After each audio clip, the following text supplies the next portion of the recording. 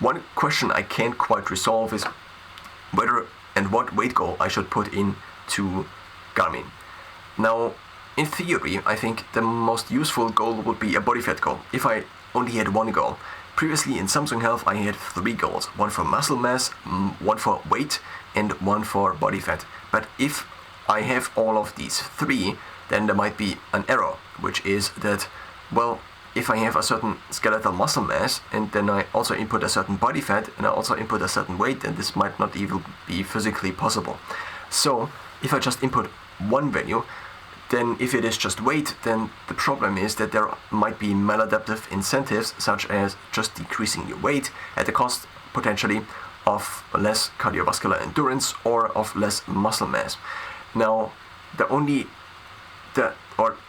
thing that can be measured somewhat reasonably well, but also has incentives that are not too bad, one could say, might be body fat, because you can, at let's say a certain body fat level, you can hold a certain body fat level if you just don't do anything else. But then if you want to decrease the body fat level, you can do 2 things, either lose fat or increase muscle mass.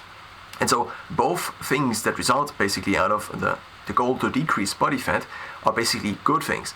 And if one then would see the opposite of trying to increase body fat, then both things that would increase body fat, a loss in muscle mass as well as an increase in, well, body fat, would basically decrease the body fat.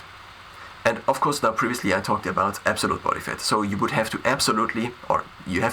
would have to increase absolute body fat while muscle mass is constant, or do both at the same time in order to increase body fat then.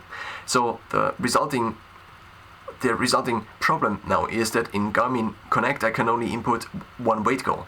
And so as I try to basically still build muscle, so I recently looked up that approximately the highest muscle mass I could hold on my skeleton while being around 6 feet and having basically my measurements as of a test on Menno Hendelman's website. I think this is the name, I at least remember it like this.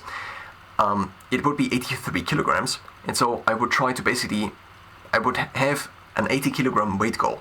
But now the 80 kilogram weight goal as of currently seems to not make much sense, because I probably won't increase my muscle mass in the next weeks to months. And so the problem is that the incentive that arrives or that results out of a weight goal that would be actually lower would ideally be to do both at the same time, but of course now the weight doesn't really include this.